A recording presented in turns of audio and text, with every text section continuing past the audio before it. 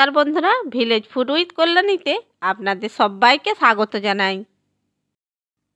আজকে আমি আপনাদের সঙ্গে শেয়ার করতে চলেছি দারুণ টেস্টি ভেজ মোমোর রেসিপি। বন্ধুরা, এই রেসিপিটা একদম স্বাস্থ্যকর রেসিপি। এটা বাচ্চা থেকে বড় সবাই খুব পছন্দ করবে। আর বন্ধুরা, এটা বানানো খুবই সহজ। স্টাফিং রান্না করা ছাড়া এটা খুব সহজেই কিন্তু বানানো যায়। এটা একেবারে অয়েল ফ্রি হয়। আর বাচ্চারা তো সবজি খেতে চায় না, এটার মাধ্যমে চুপি চুপি কিন্তু সবজিটা খাওয়ানো যায়। তো চলুন বন্ধুরা, বাড়িতেই কিভাবে একেবারে রেস্টুরেন্টের মতো ভেজ মোমো বানানো যায় সেটা শুরু করা যাক। ভেজ মোমো বানানোর জন্য আমি এখানে একটা গোটা বাঁধাকপি থেকে অর্ধেকটা বাঁধাকপি কেটে নিয়েছি। এবার আমি এর মধ্যে দিয়ে দিচ্ছি দুটো বড় সাইজের গাজর কুচি। এবার আমি এর মধ্যে দিয়ে দিচ্ছি হাফ টিস্পুন লবণ। লবণকে গাজর আর বাঁধাকপির সাথে খুব ভালো করে মেখে নিতে হবে। লবণকে গাজর আর বাঁধাকপির সাথে যদি এইভাবে মেখে নেওয়া হয় তাহলে গাজর আর বাঁধাকপি থেকে জল বেরিয়ে যাবে। এতে করে সবজিগুলো অনেকটা নরম হয়ে যাবে আর মোমোতে সেদ্ধ হতে সুবিধে হবে। লবণকে গাজর আর বাঁধাকপির সাথে খুব ভালো করে মেখে নিয়েছি। এবার একটা ঢাকা দিয়ে 10 মিনিট রেখে দেব। 10 মিনিট পরে আমি ঢাকনাটা খুলে নিচ্ছি। দেখুন বন্ধুরা, সবজিগুলো থেকে কতটা জল বেরিয়ে গেছে দেখুন। এবার আমি এই সবজিগুলোকে মুঠ করে চিপে অন্য একটি পাত্রের মধ্যে নিয়ে নেব। বন্ধুরা, আমি এই সবজিগুলোকে এইভাবে ধরে মুঠ করে ভালো করে চেপে জল বের করে অন্য একটি পাত্রের মধ্যে নিয়ে নিচ্ছি। সবজিগুলো থেকে যদি এইভাবে জল চেপে বের করে নিয়ে স্টাফিংটা বানানো যায় তাহলে স্টাফিংটা আর জল জলে হবে না। বন্ধুরা, সবজিগুলোকে একটু মুঠ করে ভালো করে চেপে এইভাবে জলটা নিচড়ে নেবেন। সমস্ত সবজিগুলোকে চেপে এইভাবে জল বের করে নিয়েছি। দেখুন কতটা জল বেরিয়েছে। এরপর আমি এই সবজিগুলোর মধ্যে দিয়ে দিচ্ছি 1 টিস্পুন গোলমরিচের গুঁড়ো। গোলমরিচের গুঁড়ো যেরকম ঝাল আপনারা খেতে পছন্দ করেন সেই রকম দেবেন। এরপর আমি 5টা পেঁয়াজকে কুচো করে নিয়েছি, সেই পেঁয়াজগুলো এর মধ্যে দিয়ে দিচ্ছি। ভেজ মোমোর মধ্যে একটু পেঁয়াজের পরিমাণটা বেশি থাকলে খেতে ভালো লাগে। এবার দিয়ে দিচ্ছি 1 ইঞ্চি আদা কুচি, দিয়ে দিচ্ছি 5-6টা রসুন কুচি। এরপর দিয়ে দিচ্ছি 2টো কাঁচা লঙ্কা কুচি। বন্ধুরা, আপনারা আপনাদের পছন্দ অনুযায়ী ঝালটা দেবেন। এরপর দিয়ে দিচ্ছি কিছুটা ধনেপাতা কুচি। এবার আমি এর মধ্যে দিয়ে দিচ্ছি পরিমাণ মতো লবণ। বন্ধুরা, আগে লবণ দেওয়া ছিল তাই পরিমাণ মতো লবণ দিতে হবে। আর দিয়ে দিচ্ছি 1 টিস্পুন চিনি। এরপর এর মধ্যে দিয়ে দিচ্ছি 1 টিস্পুন ভিনিগার। সব শেষে দিয়ে দিচ্ছি 1 টিস্পুন সয়া সস। এবার সমস্ত কিছু মশলাকে এইভাবে মেখে নিতে হবে।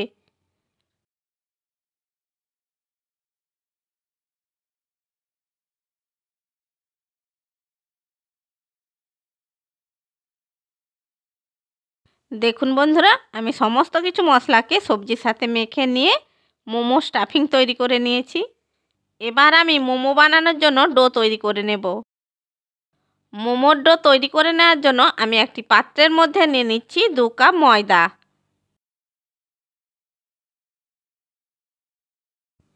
এবার এই ময়দার মধ্যে দিয়ে দিচ্ছি পরিমাণ মতো লবণ। এরপর এর মধ্যে দিয়ে দিচ্ছি 3 চামচ সাদা তেল।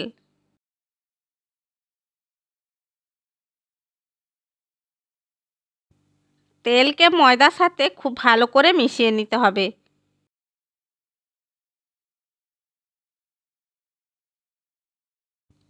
তেলকে ময়দার সাথে খুব ভালো করে মিশিয়ে নিয়েছি।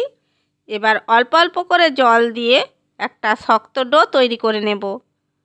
ডোটা খুব বেশি শক্ত হবে না, কিন্তু লুচি পরোটার ডোয়ের থেকে একটু শক্ত হবে। তাই অল্প অল্প করে জল দিয়ে ডোটা মেখে নিতে হবে। আমি অল্প অল্প করে জল দিয়ে ডোটাকে মেখে নিচ্ছি।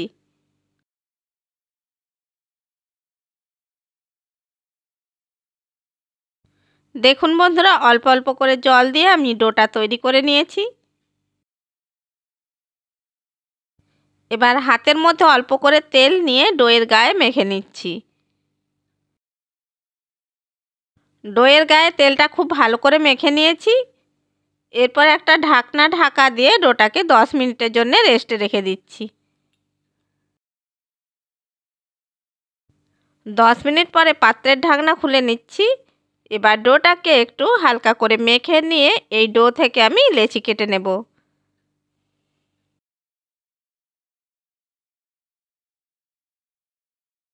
লুচির লেচির থেকে একটু বড় সাইজের লেচি কেটে নিচ্ছি।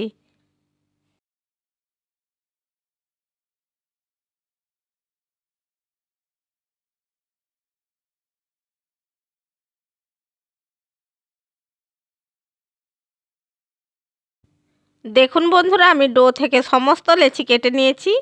এবার এগুলোকে বেলে নেব। এরপর আমি একটা লেচি নিয়েছি, এটা ময়দার মধ্যে কোট করে নিয়ে বেলে নিচ্ছি। বন্ধুরা, লেচিটাকে খুব বেশি বড় করে বেলবো না, লুচির সাইজে বেলে নেব।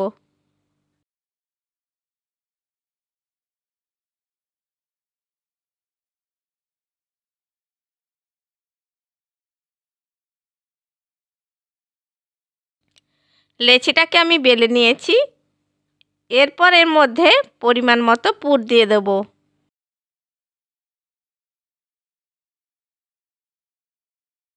এবার এটার এক সাইড থেকে এইভাবে কুচি করে নিতে হবে।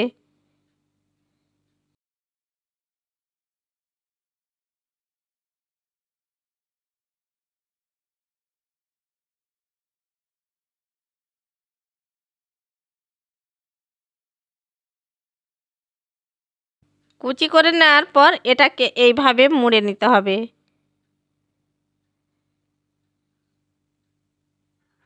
দেখুন বন্ধুরা, আমার একটা মোমো তৈরি হয়ে গেছে। এবার এটাকে একটা প্লেটের মধ্যে আমি রেখে দিচ্ছি। আমি আরও 2 রকমের মোমো বানিয়ে দেখাবো। একই রকমভাবে আমি লেচিকে ময়দার মধ্যে কোট করে নিয়েছি। এরপর এটাকে লুচির আকারে বেলে নেব।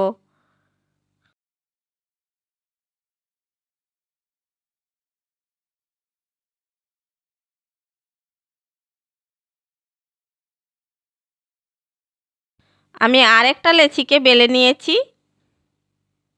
এবার এর মধ্যে পরিমাণ মতো পুর দিয়ে দিচ্ছি।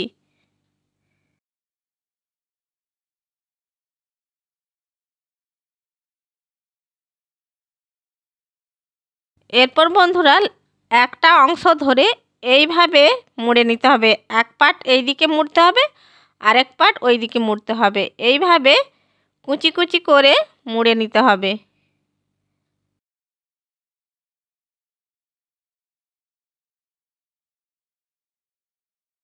দেখুন বন্ধুরা, আমি মোমোটা আরেকটা গড়ে নিয়েছি। এটাকেও আমি প্লেটের মধ্যে রেখে দিচ্ছি।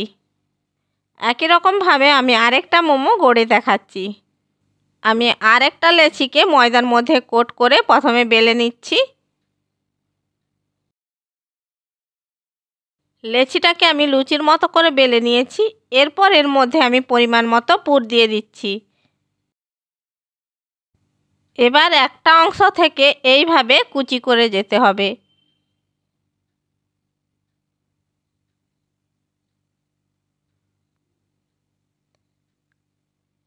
কিছুটা কুচি করে নেওয়ার পর অপর দিকে যে পাটটা আছে সেই পাটটা এর সাথে জুড়ে দিতে হবে। দেখুন বন্ধুরা, আরেকটা মোমো তৈরি হয়ে গেছে। এটাকেও আমি প্লেটের মধ্যে রেখে দিচ্ছি। একই রকম পদ্ধতিতে আমি সমস্ত মোমোগুলো গড়ে নিচ্ছি। দেখুন বন্ধুরা, সমস্ত মোমোগুলো আমি গড়ে নিয়েছি। এবার এগুলোকে রান্না করে নেব।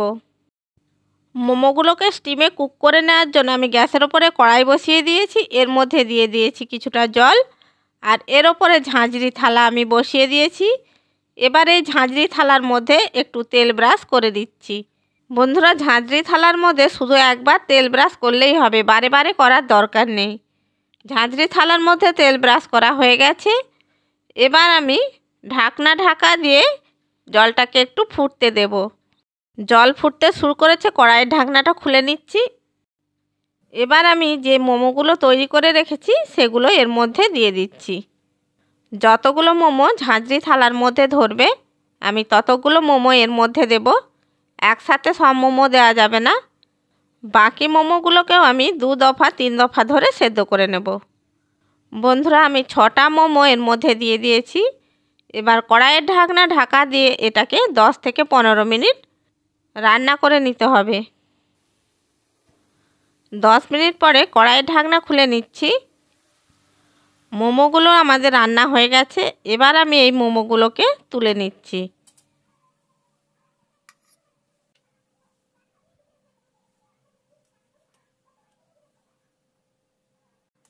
দেখুন বন্ধুরা, প্রথম ব্যাচের মোমোগুলো আমি তুলে নিয়েছি। এবার বাকি মোমোগুলো একই রকম পদ্ধতিতে আমি রান্না করে নিচ্ছি।